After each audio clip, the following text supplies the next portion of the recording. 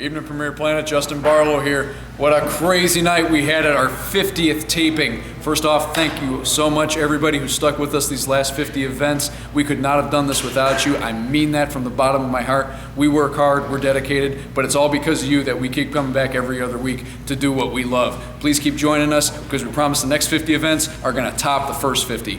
And on to the show results. First, we had the Something to Prove Challenge on the line. A spot in the #1 contenders match for the World Tag Team Championships later in the evening. It was a triple threat sudden death tag team match. The teams were chosen at random earlier in the day and they weren't revealed until the participants were in the ring. Your first team was Cutter Crosby and Max Cruz. Second team was Texas Pete and Jack Carpenter. And your third team was the Science Marcus Smith and who else did we have here?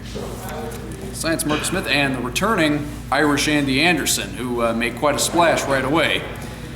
Texas Pete and Jack Carpenter, just as they always do, sneaking in, getting that sneaky victory. They went on to later in the evening to another triple threat tag team match for the #1 contendership for the tag team titles. But first, before that, we had a #1 contenders match for the World Heavyweight Championship between Scott Colton, who won the Something to Prove Challenge last time we were together, and Alex Bernardino. These two, I don't know how to describe this match. It was intense, it was insane, it was awesome. These two guys tore the house down tonight, and there were a couple times it looked like Scott Colton was going to get the better of Alex Bernardino, but there's a reason they call him Mr. Intensity, and Alex Bernardino finally got that 1, 2, 3 on Scott. He goes on to be #1 contender for the world title at a later date. After that, we didn't have a tag team title match tonight. In fact, we split the champions up. In the first match, Khalid Chapman took on the 360-pound Atlas J. Horn.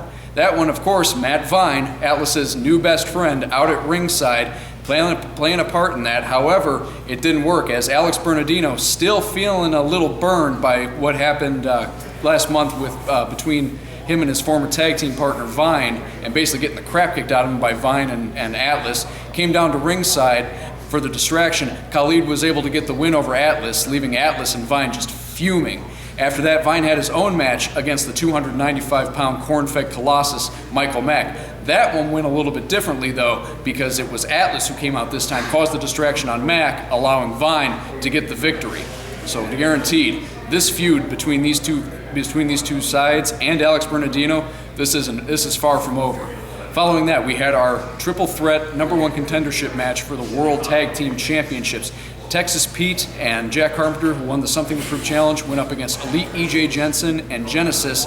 And the third team, surprising combination, Chase Gosling and his hand-picked partner, the future Matt Dewar, who we thought had turned over a new leaf by teaming with Chase. He was coming out, he was high-fiving the fans, but it turned out Dewar had something up his sleeve.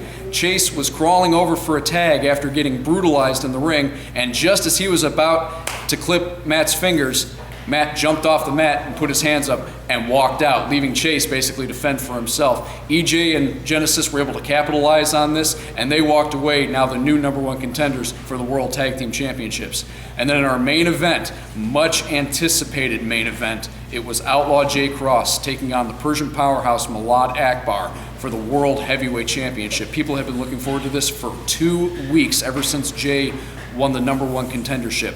Malad tried a few sneaky things again during the match. This new attitude of Malad Akbar, taking so many shortcuts and not setting well with many people here at Premier Pro Wrestling. I think twice he went over to the sound table. First he grabbed what looked like a steel rod, then he grabbed the hammer that the timekeeper uses to ring the bell. Thankfully, referee Getch was all over that, and he was able to get those out of the ring before Malad can use them. But then a third sneaky tactic, Malad pulled something from his trunks, hit Jay with it right in view of the referee. Ref had no choice but to call a disqualification. Jay Cross, your winner in that match, but unfortunately the title doesn't change hands on a disqualification, so Malad Akbar retains the title. However, it is not over between these two. After Malad left, Jay grabbed the microphone, demanded 5 more minutes. CEO Rock and Randy Ritchie didn't allow that, but he did say that Jay Cross is going to get a rematch 2 weeks from now at our next taping, PPW 51 on April 18th. Again, that date, April 18th, 7 p.m. the doors open, 7:30 the action kicks off. We're ready to write the next chapter